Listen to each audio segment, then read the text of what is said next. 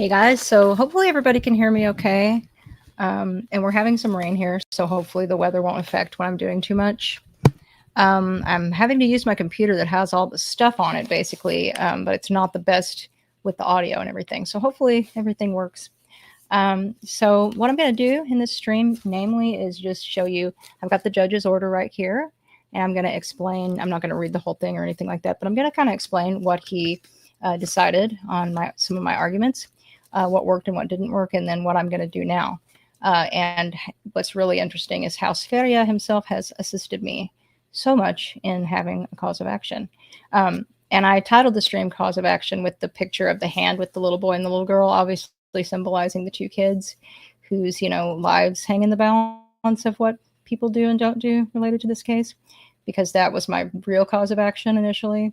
But, that doesn't give me standing because I'm not one of those two victims. I'm not their mother either. So as a third party witness to crime, it's hard to establish standing, which was namely the problem I had with the original and the amended petition.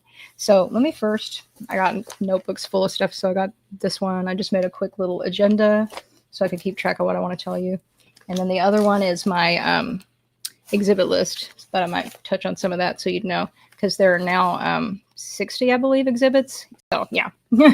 And the petition's finished basically, but there's a few dates and a few other little things that are going to go in there. So first of all, let's see, explain the changes. So let's look at the judge's rulings real quick, and I'll tell you. Let's see, I jotted down some important pages. So page 4, I'll actually dispute page 4. And that's another thing I want to mention. When you do an amended petition, everything in the other petition goes away. All your legal arguments, all your facts, all your evidence, all your exhibits, it's like everything's gone. So you have to do everything over again. So in the new framework. So anything you don't want to lose, you have to try to fold it into what you're doing now. So that's what I did, but I am worried about some of those arguments potentially being needed later. So what you do is you file a memo, because you can't ever bring them up again if you don't. And I'm going to do that I'm going to file it with the petition. You file a memo to preserve legal arguments, and I'll kind of explain to you which ones I want to preserve. So first of all, of course, we have the issue of do they or not, if they do or they do not act as a state actor. So the original thing that we did, or that I did, was a mandamus action. And, I've talked about that a bunch of times. So what is that? It's where I'm saying a private corporation, in this instance, acts as a state actor. And if they do, then the court can command them to do an action that they're obligated by law to do. So in the instance of this social media company, when it comes to reporting missing or exploited children, or people who promote CSA or might be committing CSA on a child, and they're required by way of law to turn that in. Google already does that, and YouTube. They already have special software to do that. They work with special agencies to do that. They regularly report to the NCMEC. So it's a matter of they systemically already do it. So they are a state actor. I still maintain that, and I would argue that on appeal. The problem with that is not whether or not someone might agree with me about that, but that I don't have standing to bring that cause of action. So that's what's so irritating about all this. It's like, well, you might be right about that, but then you don't have standing, or you don't have a cause of action here that we can hear in this court, because federal statutes would be heard in federal court. But you can bring them up in relation to certain issues. So, not to get too all over the place, but that's the issue with the mandamus action. So the way he did his order, I can change it from a mandamus to a petition for breach. And then I can add injunctive relief. So it basically accomplishes the same goal, because the injunctive relief will be to deplatform them and to turn them into law enforcement. So I'm asking for the same thing, but this time I have standing, potentially. So on page 4, there's something I really disagree with here. Let me find page 4. All right, page 4, and I underline this. It says that I don't contend that the challenge YouTube accounts themselves contain such material, and I don't allege how 18 U.S. Code Section 2258A or any other statute creates a clear and present duty to remove the two accounts or support the other remedies I'm seeking. Now, in the other petition, I had a lot of hyperlinked stuff that I don't think they paid a lot of attention to, because it did prove up that in the 2023 live stream, that he did promote CSA right there on YouTube. Back then, when we did the other petition, that's another thing I wanted to touch on. The Sferia channel was gone, and he had told us that it was, removed by YouTube. So we were arguing about why is he allowed to have a second channel. Now, actually, him doing that, that's yet another thing that, believe it or not, actually assists me very much.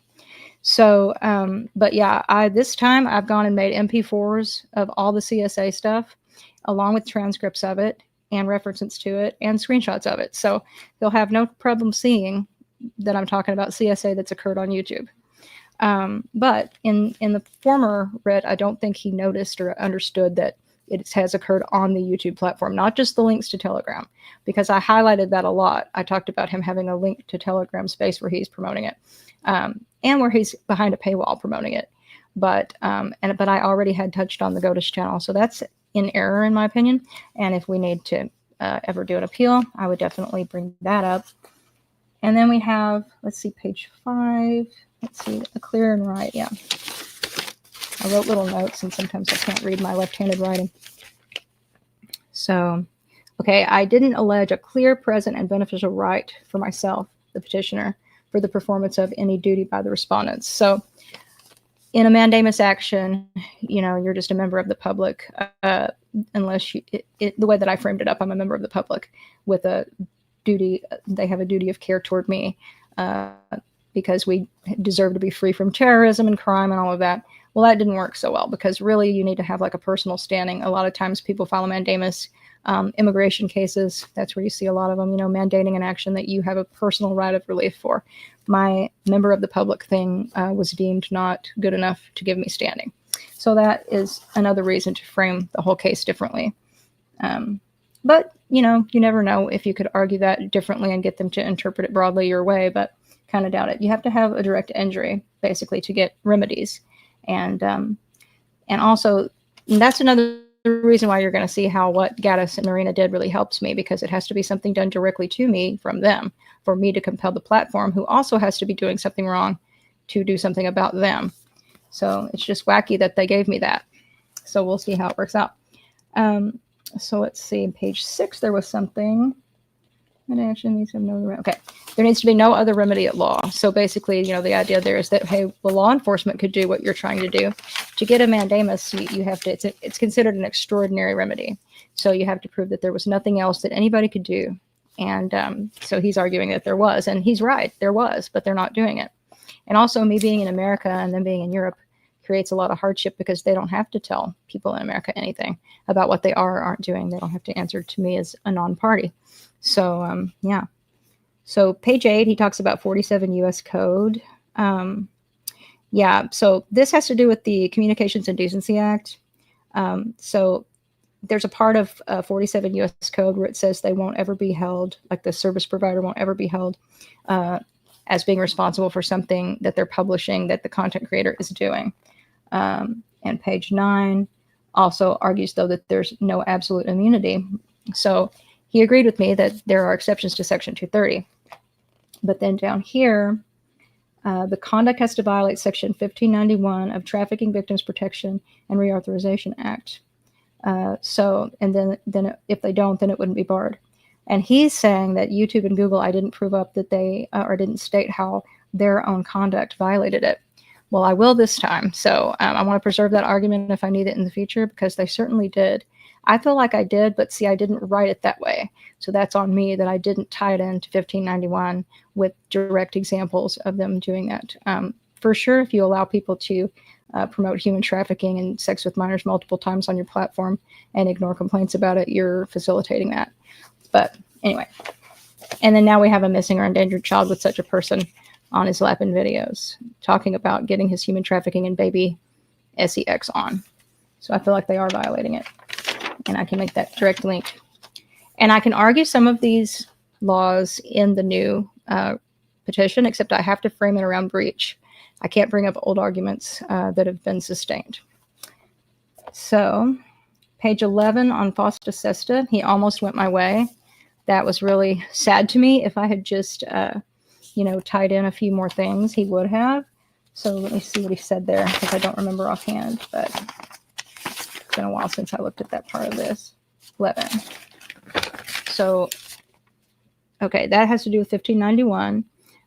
So And so that's an exception to the Communications and Decency Act immunity, meaning that they would be not protected by that. They would be held responsible for content creators violating the FOSTA-SESTA Act, which has to do with the human trafficking and sex stuff.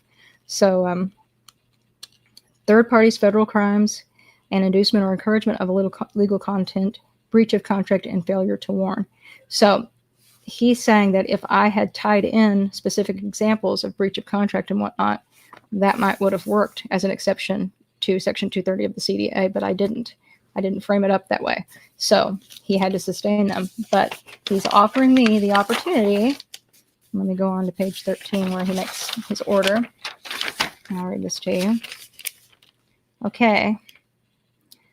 So I stated in my opposition to their demurrer, I referred to myself as a contract holder with the defendant's platforms, and following a caption entitled Breach of Contract, I stated platforms can be held liable if they breach a contract with users or fail to act in good faith. And I filed that in March 2025, and then my opposition memorandum in February, I had said that another way that time. Although, as also discussed above, no such contract cause of action is now included in the amended petition, the court will allow petitioner to allege any supported breach of contract claim as part of the leave to amend granted by this order. And then he cited some case law there. And so that's what we're doing. So the way he phrased that, and I only have permission to use this one cause of action. I can't state a new one unless I do it within the framework of this one. It has to be within the framework of breach. I can add things that are related, or I would have to file a motion to add any other causes of action. So I framed them all around breach, 31 pages, and we'll look at that in a sec. But so let me make it clear. So he is allowing me to step outside of the scope of mandamus action, which is good. So it's going to be just a petition for breach with injunctive relief. So I'll look at that with you here for a sec. Let me get it up. And I took my address out and stuff, and it's finished, but it needs some cleaning up, but it's good enough that I can explain it and show it to you.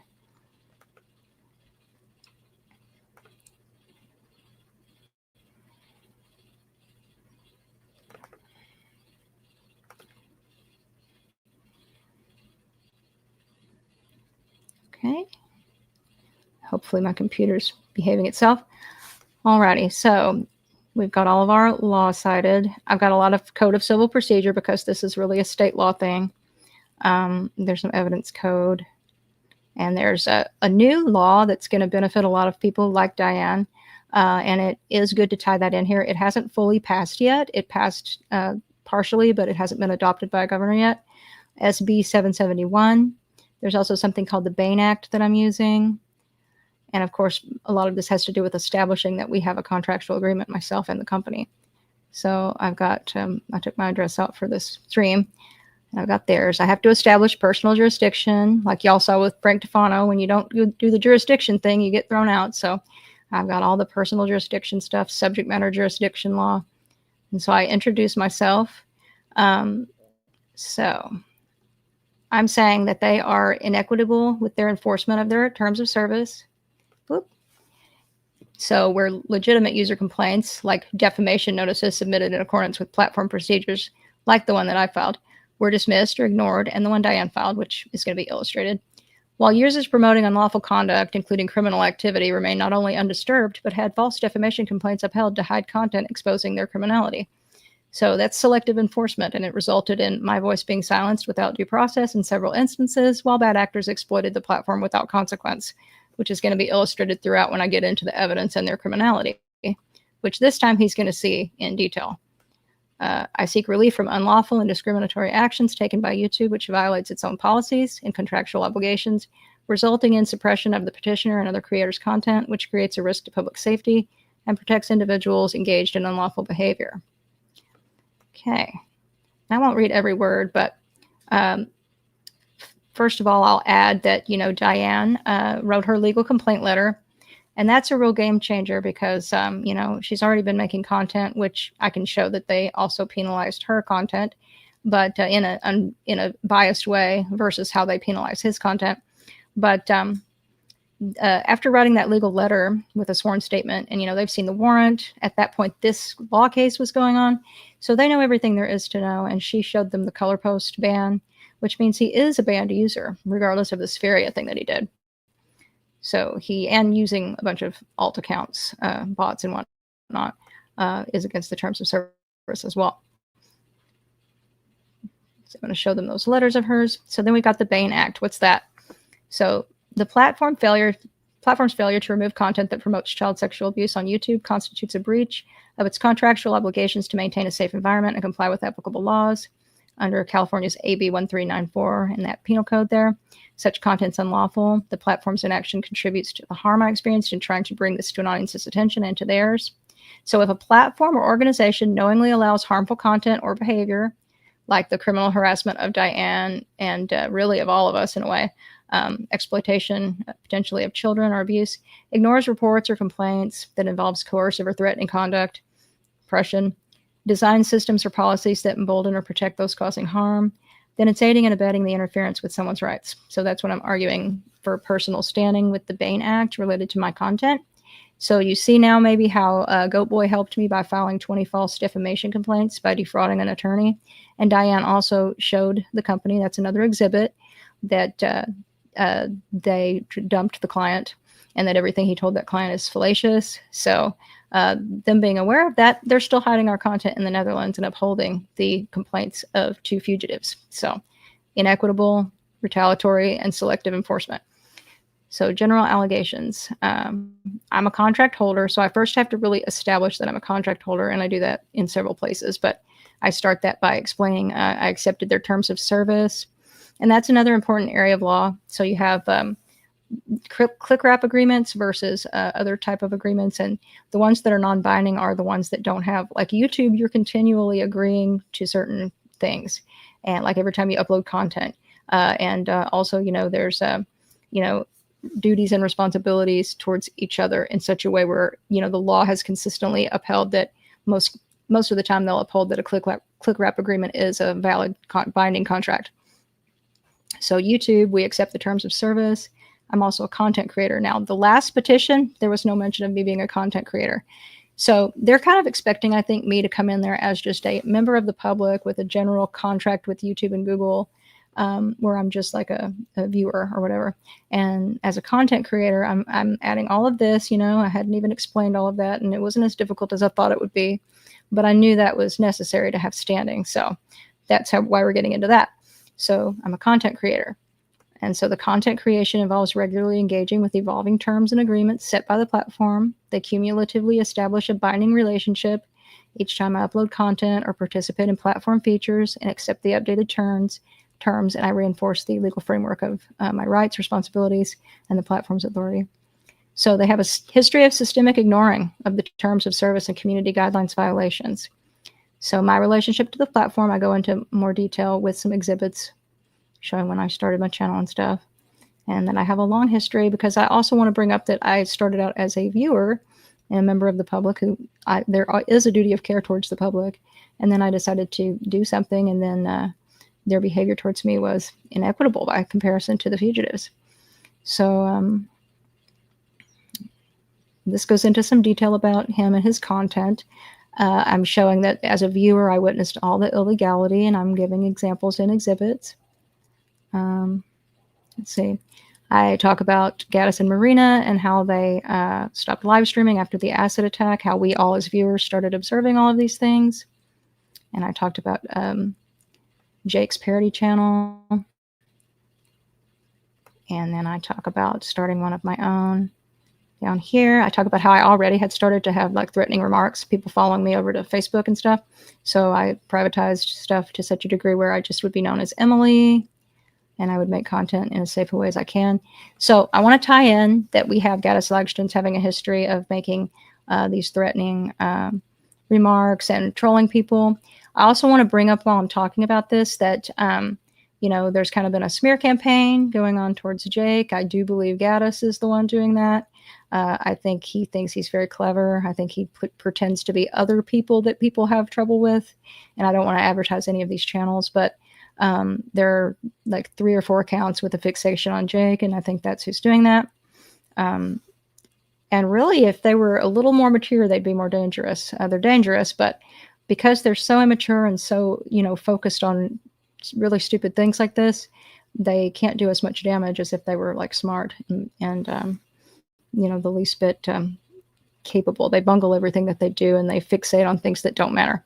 But nonetheless, the recent Norway references and all the evidence with Catherine's video graphic evidence of her talking about the Norway thing, her affidavit talking about the Norway thing, and then the trolling accounts coming to her with the Norway thing, and even if these comments aren't made to me, I've had anonymous accounts making them to me. And since they're fostering a culture of bad actors being able to do this constantly, and it's such serious subject matter, that does affect me.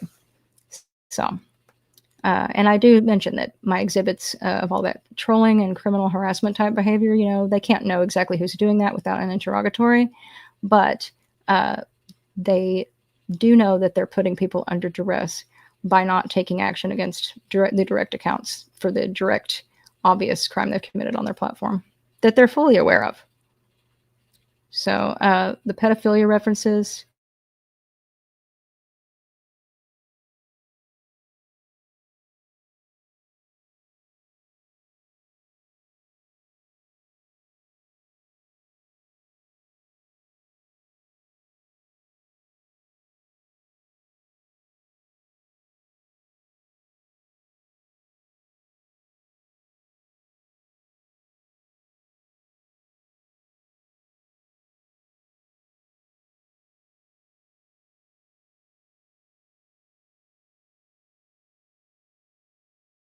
thong, but she's bumping and grinding, and they leave that up, which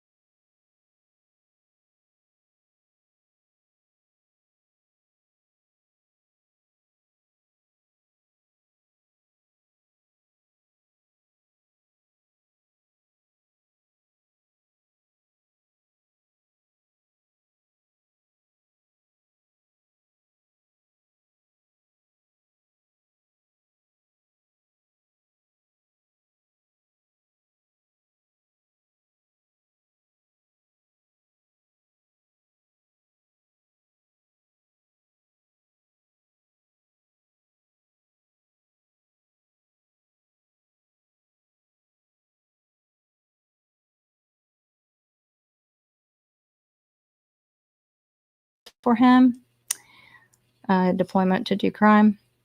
The criminality that he's done is, grew as time went on. We all watched all that go on.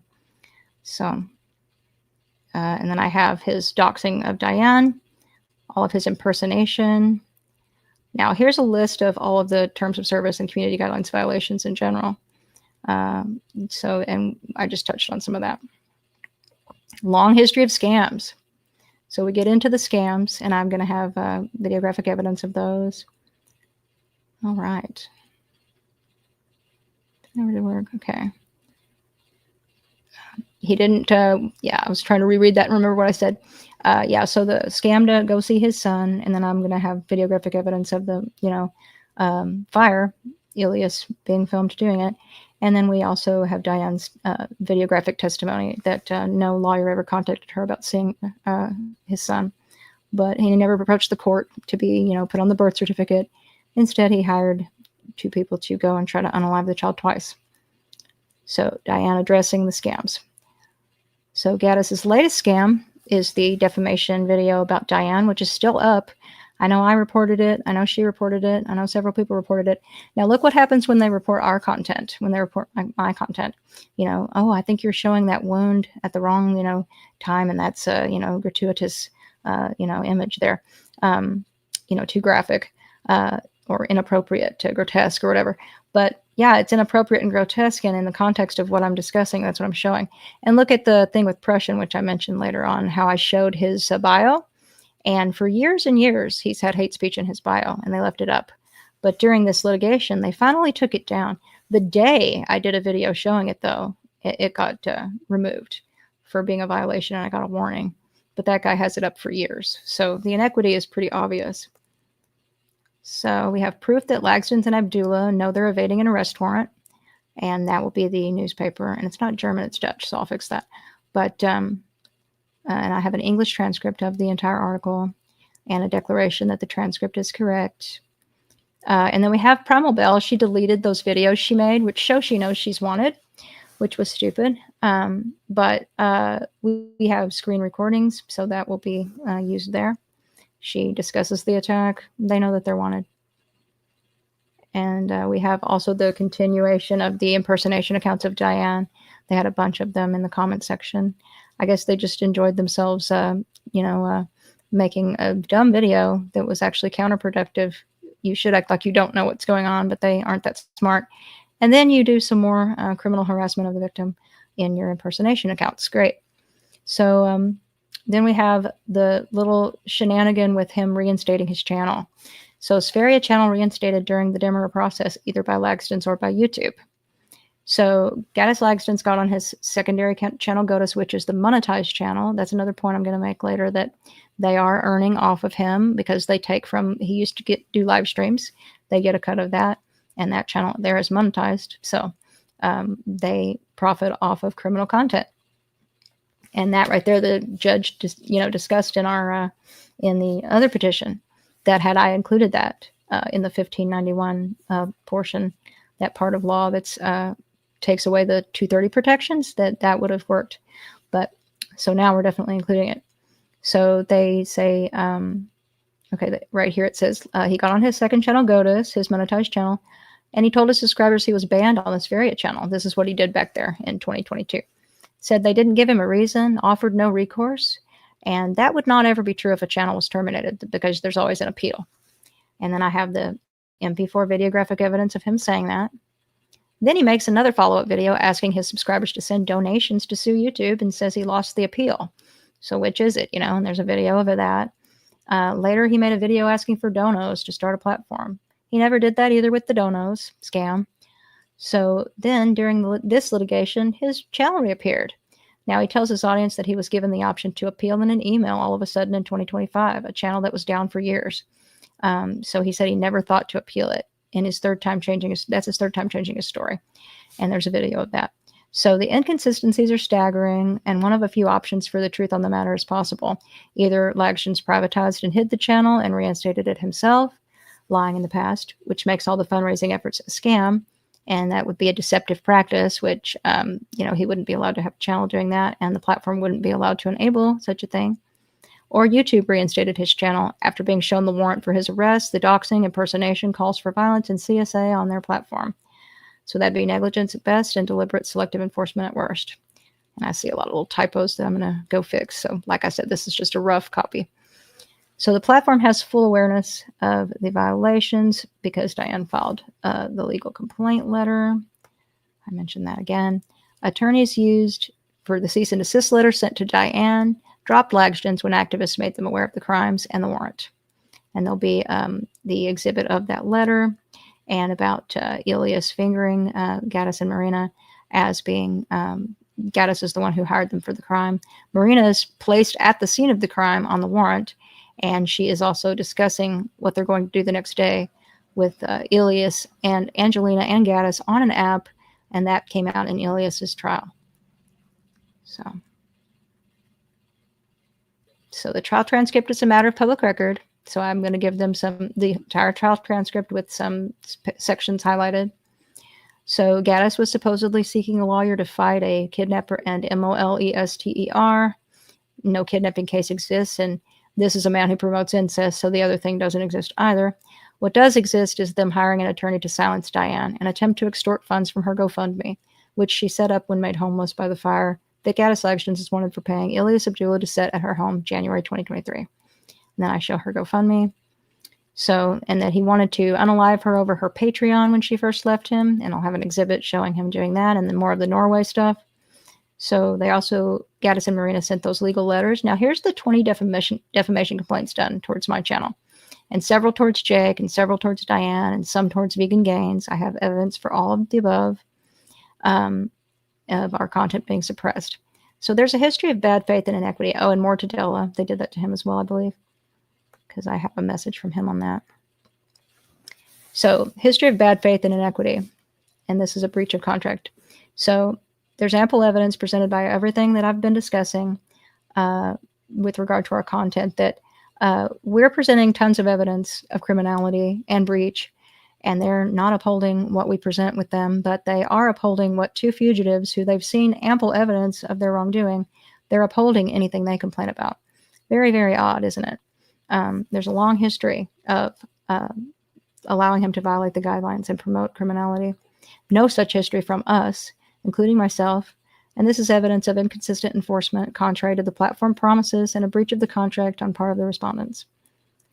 So, their failure to enforce their rules against criminal actors, long history of negligence and breach. And then I talk about, let's see, okay. Okay.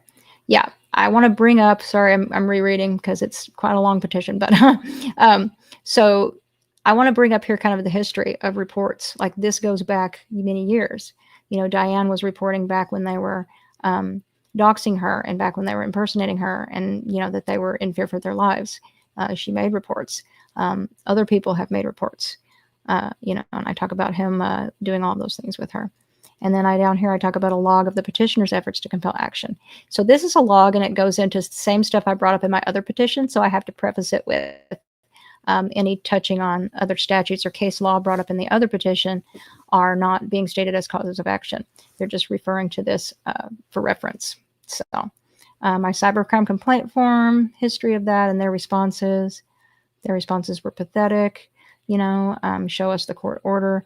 I first filed a defamation one on him defaming Diane. And so I'm not the direct victim of defamation, so that makes sense. But the second one I filed was under other, and they kept saying, you know, they kept acting like it was a defamation complaint just to kind of make it go away. But it wasn't a defamation complaint. It was like letting you know that someone who is a wanted fugitive who's run scams and promoting CSA on your platform is on it earning money. So these are their responses. Then I'm going to show them the last message requesting them. First, they didn't respond a bunch of times. They responded initially, and then they didn't. And then they did all of a sudden after we got those false defamation complaints.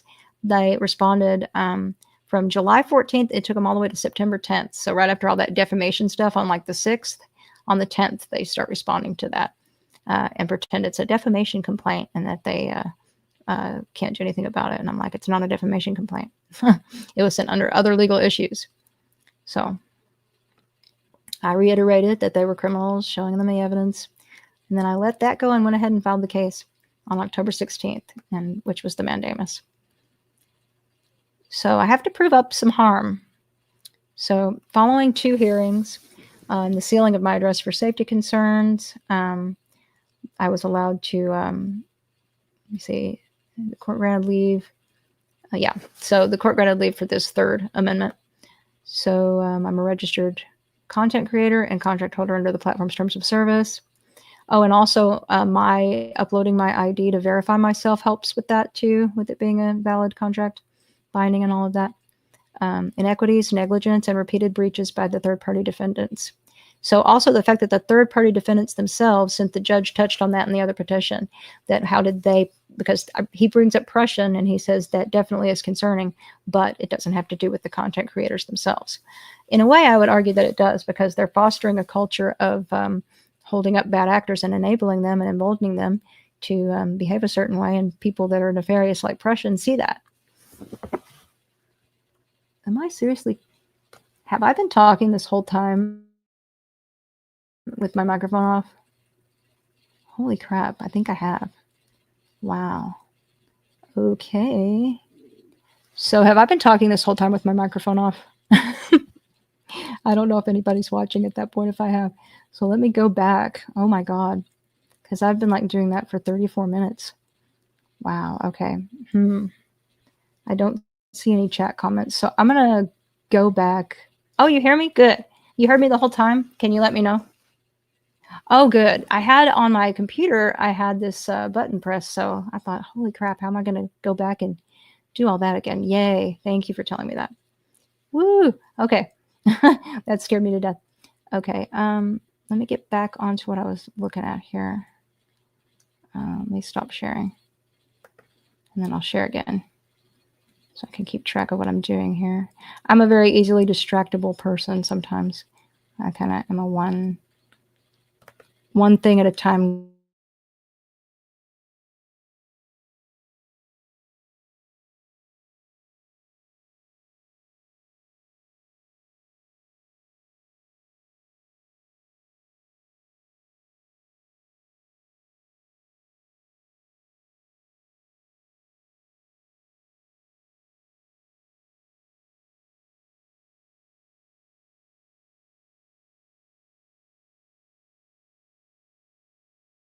Of allowing bad actors to, do their thing unchecked, and anyone who's whistleblowing to be super checked. And I would argue that that does foster the idea that these people have, that they're not going to suffer any consequences for what they do, and that does do harm to other people. It creates a culture of fear. It creates a culture of people like giving up on trying to do something about anything. So yeah. But in terms of direct harm, they did suppress my content. And unfortunately, I think the other thing I just said is the more important issue, but them suppressing 20 videos will be the way that I was directly harmed. So there is that. Also, they do say that they will turn in illegality on their platform in the terms of service. It also could be argued their terms of service is a adhesion contract that's stacked heavily in their favor, but we won't get into all of that. But yeah, I'll prove up that I was harmed by the breach, and in this I do tie in the oppression and all of that stuff. I won't lean totally on that, but I think it matters. I think that it's more than concerning. It is part and parcel to them allowing the fugitives to be on here promoting criminality. When people, especially these kind of cowardly people, when they see someone cracking down on stuff, they run away.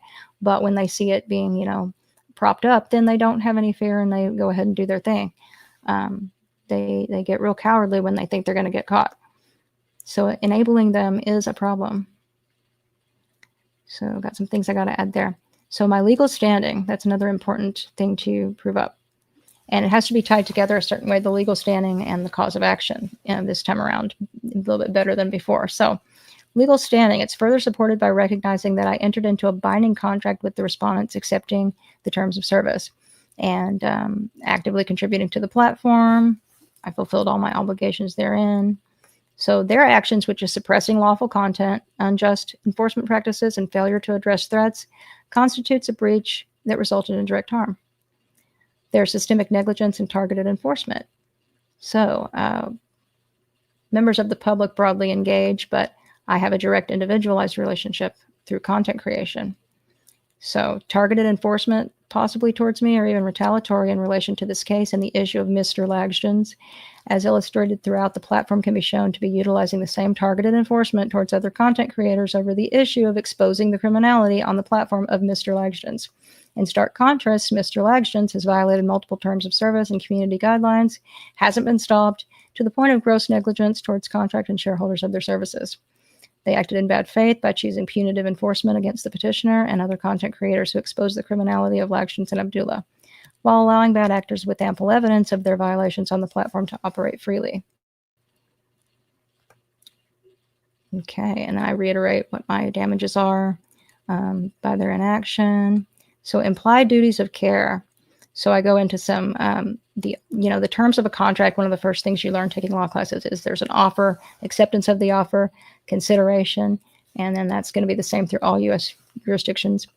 And the click rep agreements are routinely held up by courts, like I told you all in the beginning. So Google's terms of service, they explicitly state that there are rights and responsibilities and limitations, which are hallmarks of a contract. The terms of service, same thing. So breaching. Now, I get into how they breach each part of their contract specifically. They breach their policy regarding doxing, harassment, and impersonation, part of their community guidelines. I cite the exact portion. It's under harassment and cyberbullying policy. We don't allow content that shares, threatens to share, or encourages others to share non-public, personally identifiable information. This policy applies to sharing your own or someone else's PII and situations where you accidentally share it. Impersonation policy. You can't use someone else's name or branding to deceive viewers, in contrary to parody, which I made a point about that. Setting up a channel using the name and image of a person and posting comments as if it was posted by that person is considered impersonation. YouTube breaches its policy on incest. They have a under nudity and sexual content policy. Promoting or glorifying it, including non-consensual acts being promoted or glorified. Themes related to sexually explicit content involving minors. So they say they won't post any of those kinds of things. They violate that. They violate their policy related to promotion of violence. So it doesn't have to be an organization. It can be glorifying or promoting murder or violent tragedies or criminal acts. We all know that he's promoted that, glorifying serial killing. So we have exceptions may apply for educational, documentary, scientific, or artistic content. And then that's where I bring up where I was given a warning for doing exactly that, doing like a journalistic piece showcasing that kind of behavior from them.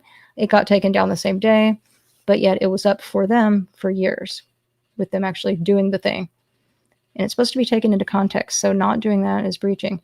Terms of service as a binding contract, again, getting into some of that, and languages that make it a contract.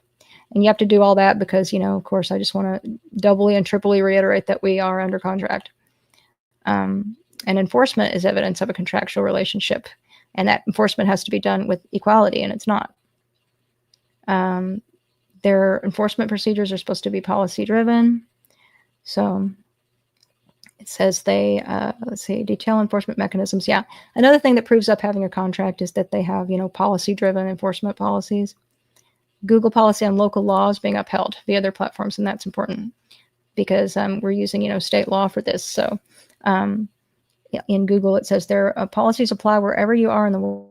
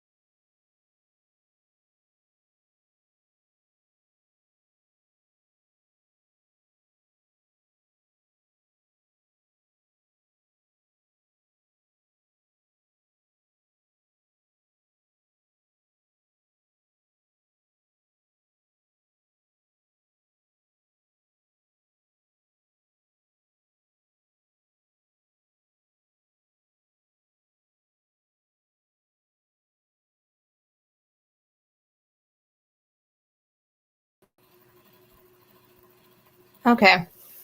I think I got it working again. Sorry. I kept clicking on it. It was muting my mic and then it was buffering. So I went out and back in. So I don't know what the last thing you heard was. I know I was babbling about contracts, and that's the most boring part of the whole thing. I'd like to show you the rest of it. So hopefully nothing else will go wrong. And I apologize.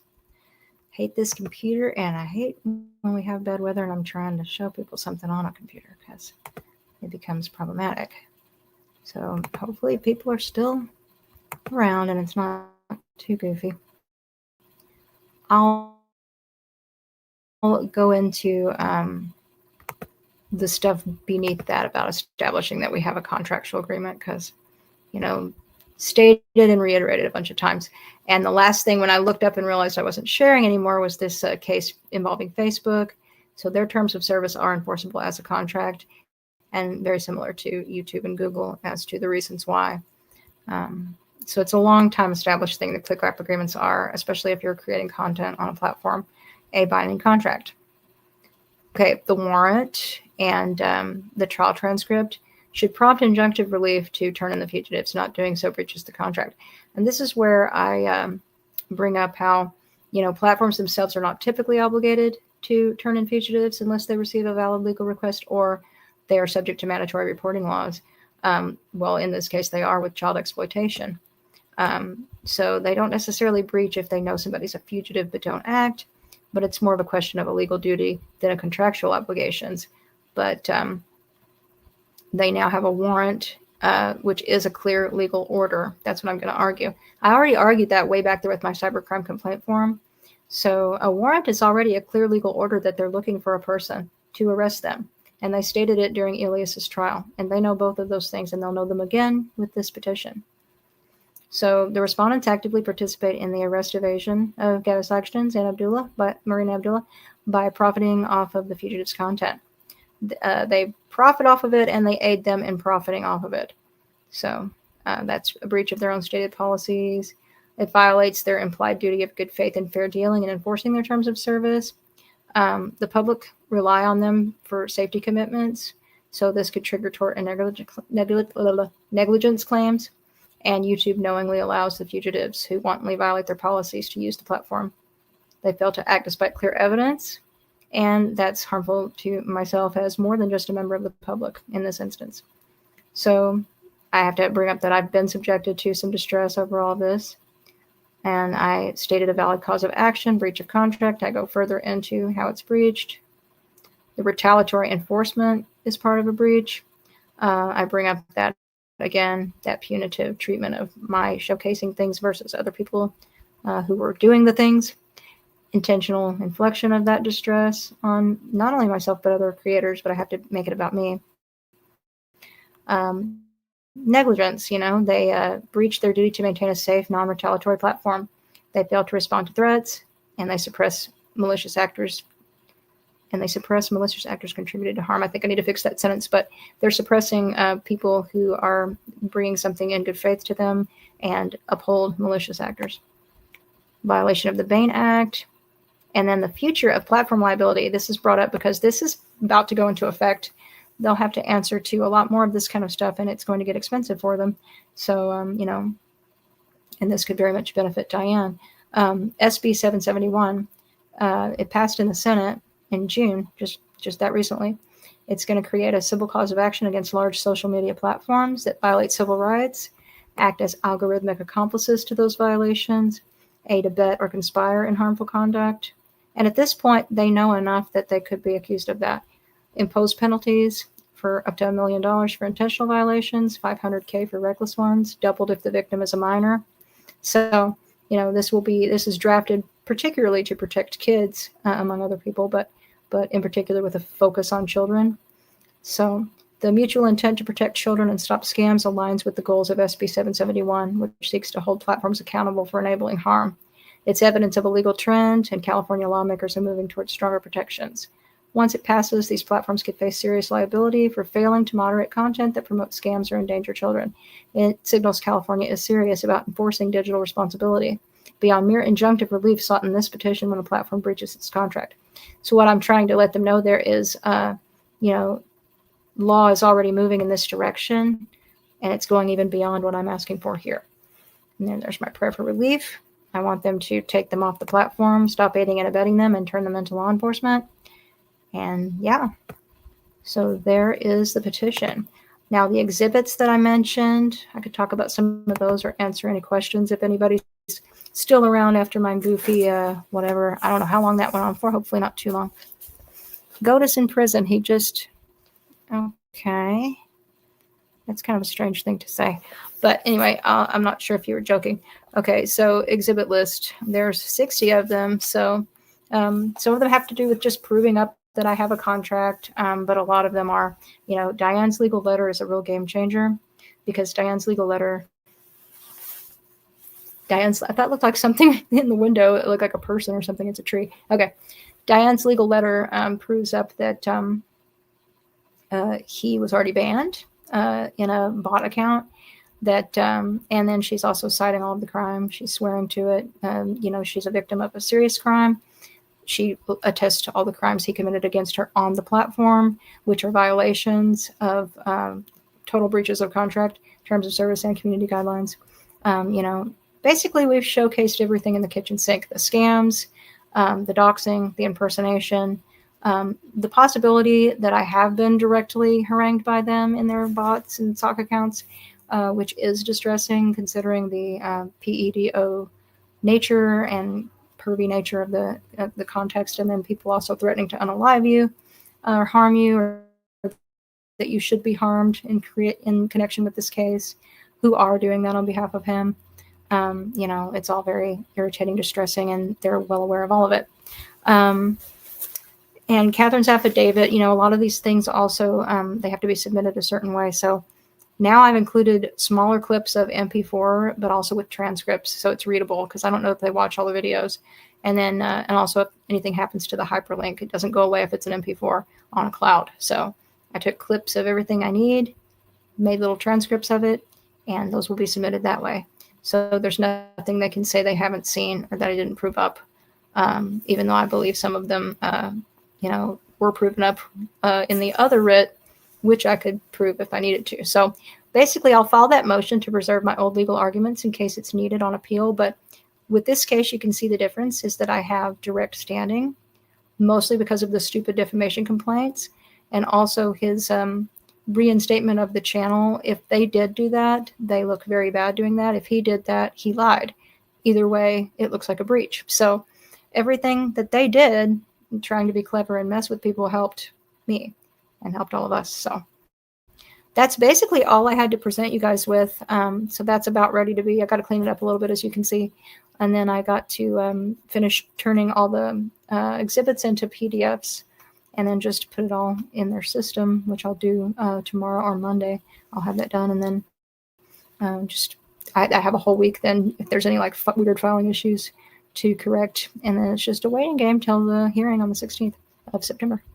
So yeah, if anybody has any questions, I can check that out. But yeah, that was it. So I'm just staring at the chat and don't have much more to say. But yeah, I hope everybody has a good weekend. You know, it's just unbelievable that it's been a year that I've been bringing this to their attention. It almost just becomes something you're used to, as you know, like you expect for people to be more concerned about their liability than basic decency, which is sad. It's one of the sadder things. It's sadder even than Gatis being what he is. Gatis edits archive update. Did you see it? No, I didn't see that, Jake. What did he do? I believe that account is run by Gatis, as you know. But yeah, I know they posted some. I saw some stupid video of Stefan, who is, I think, just somebody Gatis is using to, you know, impersonate and bother while he bothers other people. Because he doesn't have any respect for any people. Look at his community post. Okay. Let me do that. I'll do that while I'm talking to you guys. Now my computer's so super glitchy, so bear with me here. I see that I'm still on, thankfully. Yeah, I was suspicious when Goatis brought up that the crossed eyes were suspicious as being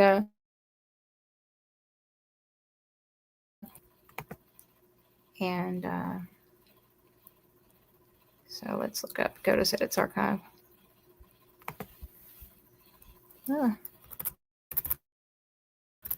And he does that, you know.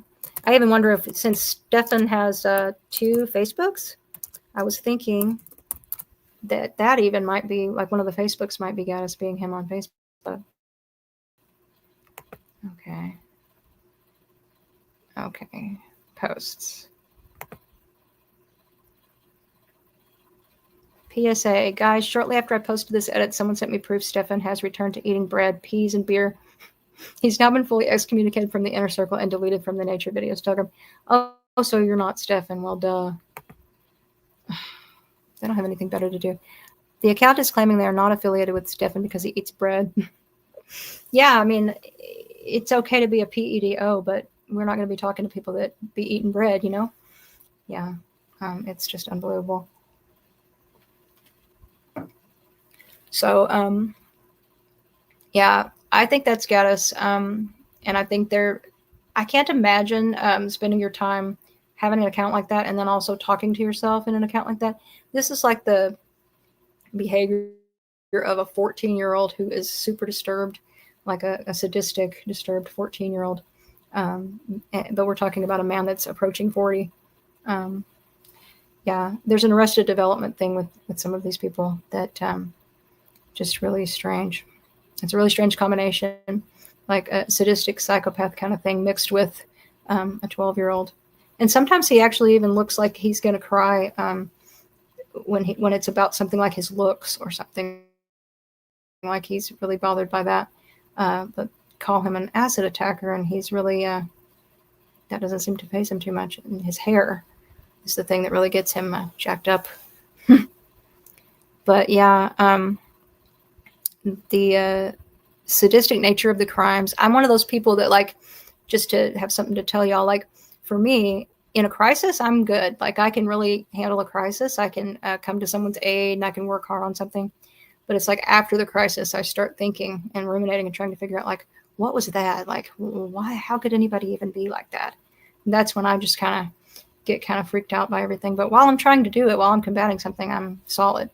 But then after the fact, you're just like, what the hell was that, you know?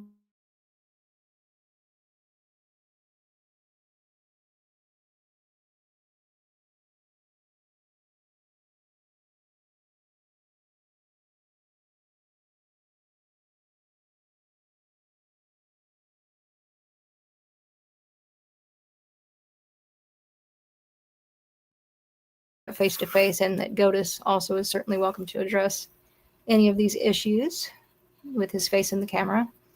He addressed them with that newspaper, trying to do some damage control.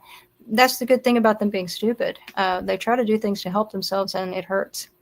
And it's kind of weird how things come full circle and actually end up helping you. Like when they filed those defamation complaints, that was just irritating. I took it as an opportunity to tell YouTube again about the criminality, 20 times. One comment I got said, yeah, Gatis is a psycho or whatever, but why don't you just go live your life and leave him alone?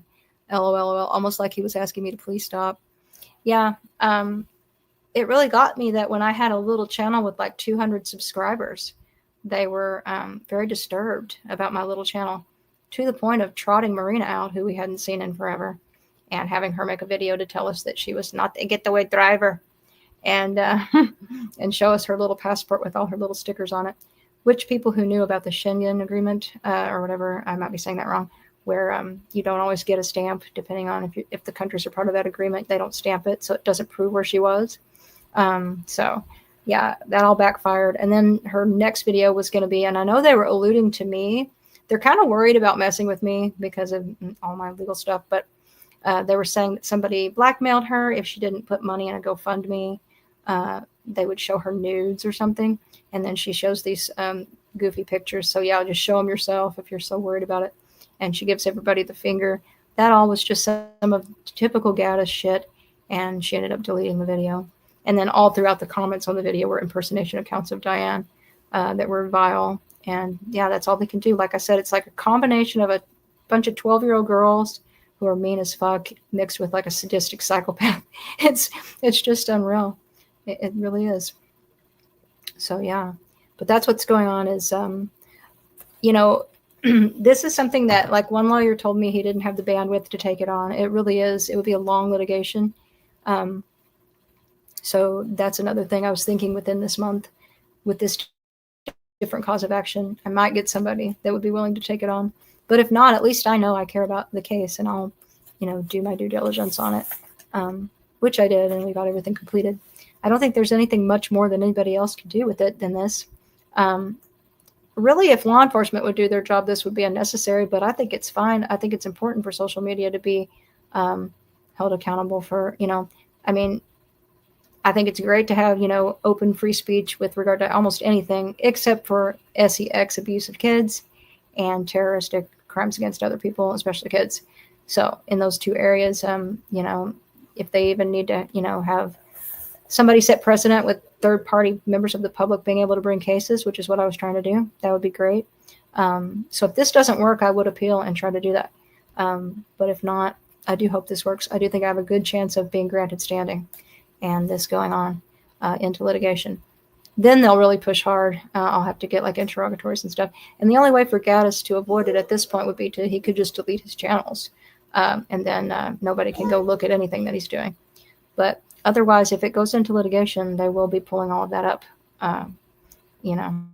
So, yeah, and I'll have the right to certain information.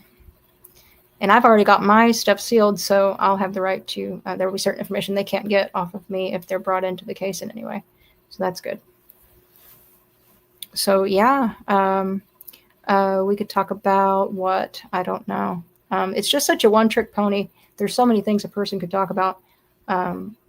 But when you're doing a channel about this, you know, it's kind of morose. It's also kind of hilarious. And it's definitely strange. So, but yeah, I don't want to keep people too long. Really, I just wanted to show them that. I'm glad I have, you know, folks that are interested in this. And I appreciate all the support. I want to say that as well. You know, it can be kind of, I get real excited finding things and realizing, you know, what I'm proving up and that I am weaving it together well. But then it's a lot of work, and it's a little bit depressing seeing people like this getting by with so much stuff, and you know, and victims having to struggle so hard, like Diane, just to you know, live. And you know, we are trying to help, but to have anybody with power like that pushing back this way does make me angry and a little sad. But at the same time, I'm really hopeful too. So yeah, people like us, we're going to get it done, I think. They didn't really anticipate this happening this way. You know, they bungled the crimes, but they did think that just the duress would make Diane go away and give up on trying to get any kind of help. They really thought that they would, like, if they couldn't keep up the, you know, facade of having people think he was a great guy, they would scare everybody off. And they weren't able to do either one of those things, which is pretty cool. So, yeah. So I'll just wish everybody a good night, and so that I won't be too boring, because on this topic, I really don't have much more to say. Just realize that these people, oh yeah, there is one other thing I wanted to say. There's an account, I won't name the name, but like if you notice people talking about Gatis who don't really know anything about Gatis and are just making these silly videos, and then they have hate videos about any of us, just realize that that's not anybody helping. So there's just a lot of people being pulled into the trolling thing. So yeah. Just notice that that's a thing. And I don't know what the purpose is of making anti-Gatis videos, but you don't know anything about the case, and you just, you know, make a video of Gatis eating like rotting meat, and then and say, ooh, okay, you know, that's fine. But, and then you do like a bunch of anti-Jake videos. Like, that's not helpful at all. And you don't know anything about the case. So what are you doing? So yeah, just beware of a lot of people doing weird stuff. If it looks like it's somebody up to no good, it probably is. But anybody that wants to jump on ship and actually do something about this is more than welcome, from signing the petition to telling people the story and sharing Diane's videos. Anything is helpful. And it's weird how things kind of come together sometimes. it's kind of good, you do as much as you can, but then if you sit back, you'll kind of watch that. Once you think, okay, that's all I can do, it's out of my hands, and then before you know it, something kind of just comes together. It just works. It works out, because it should work out. We're on the right side of history here, obviously. So, and really, people as screwed up as that, they do eventually go down the drain, with or without your assistance. So, everybody stay safe and happy, healthy, and free, and keep working on this cause. I'll try to make a little content between now and then, and keep you updated. And other than that, everybody chillax a bit and enjoy their summer too, because we have a right to do that, don't we? And that's what this whole thing is about, that everybody has a right to do that. They have a right to live their life free of anybody's belief that they should be harangued out of the public space where they have a right to be, like Diane was. Nope. So we're going to keep supporting her and fighting back. Sanity Machine is an online cyberbully who attacks me and Goatis, and he attacks every YouTuber he can just to get attention. He also runs the El Diablo. That's the one I'm thinking of. El Diablo Radio International Channel. Yeah. So I saw these. I typed in Goatis to get an update on anybody doing anything, and that came up, and it was just nothing. It was a video about nothing, and then he had a bunch of videos about you. So yeah, it's just a trolling channel, and they're jumping on a Goatis bandwagon not to help. So, and it's really hurtful actually for anybody to obfuscate what we're trying to do and make it be about nothing. Goatis could be the weirdest mother effer on the planet, with weird hair, eating weird food, and I wouldn't care about that. So this is a really serious issue. And these people, like I said, like the person you're mentioning, it's like this is a kid's game for them. And they kind of have similar wiring. They're like sadistic children. Maybe not as bad as Goatis, but purposeless, time-wasting, sick, stupid shit. There's really no other way to say it. So, yeah. Yeah, and the internet's kind of full of that, sad to say. And then it's also full of some really wonderful things. People building a community to do something that matters. So, yeah. Alrighty. Well, thanks for being here. And everybody have a wonderful rest of your night. I'll, like I said, try to make some content here and there. Someday I'll get like good equipment and I can like show videos and we can have some fun. Because like my stuff going down when I'm just trying to show you a document, I know not to try to show you a video or anything, but yeah. There's no doubt that this is as sick and terrible as it is hilarious at times. Sometimes the best comedy is born out of ridiculous tragedy.